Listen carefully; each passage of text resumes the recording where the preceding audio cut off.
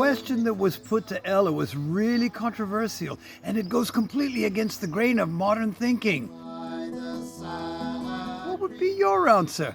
Let's hit the start button. You did not want sexuality to interfere with the growth of your relationship. Yeah, could you talk about Could that? you elaborate a little bit on that? Because that is something that people do not understand. I think a lot of people. Good. At the end of the day, I think what is more important is how you relate to each other. It's there's more than the physical side of which is sexual relationship. That is an intimate part of your relationship, but it shouldn't be the basis of your relationship. It shouldn't be the foundation. The foundation should be truly. No, we weren't behaving like a monk and a nun. I mean, we held hands, we embraced. Yeah. We did set a boundary when it comes to kissing. I was allowed to kiss her on the cheek. She kissed me on the cheek. So that was, which looked strange to other people, but that was, but we Bunch of don't. weirdos. But you know what? We don't actually really care what other people think. But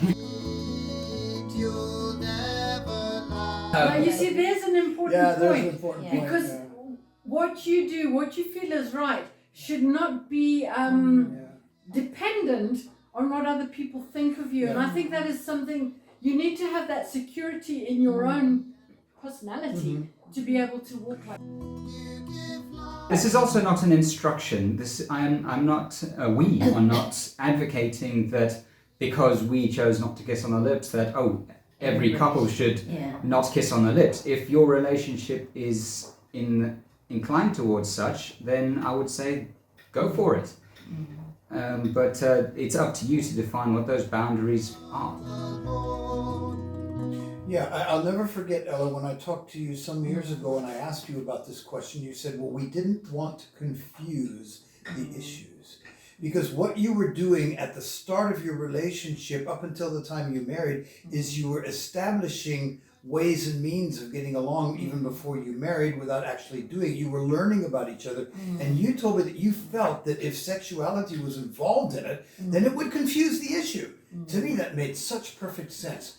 But what would you say, Ela, to a young lady who's sitting there right now saying, I think that if I kind of withhold sex from my fiance, they're not going to want to pursue the relationship. I think I need to give him that. What would you say to a woman who's trying to wrestle with this?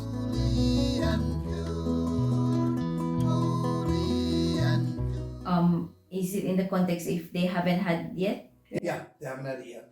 They're considering crossing that threshold. Well, I think if the lady is asking that question, if a certain person is asking that question, I would actually doubt if that's exactly what The relationship is. Yeah, exactly. So you shouldn't feel. I've never felt the need to conform or lower my standards before we got married. I've never felt that he pressured me into doing anything that's that's gonna lower my standards. Okay. And if that's how this lady feels, then I'd say they'd have to really pray hard and see if sometimes it could be that this person is not the right person for her, because it means that she doesn't feel like she's she needs to conform to having sexual relations. If that's the basis, it's the wrong basis. Yeah. Well, it is, yes. So I would say that she needs to really pray hard and ask God for wisdom if this is the way she wants the relationship to pursue. Just what to say.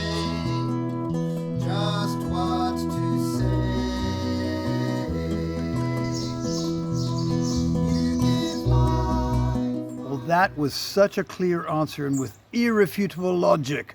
Ladies, to me, that's what I would call a wise woman. And I'm glad God gave me a wise woman as well. What a great asset.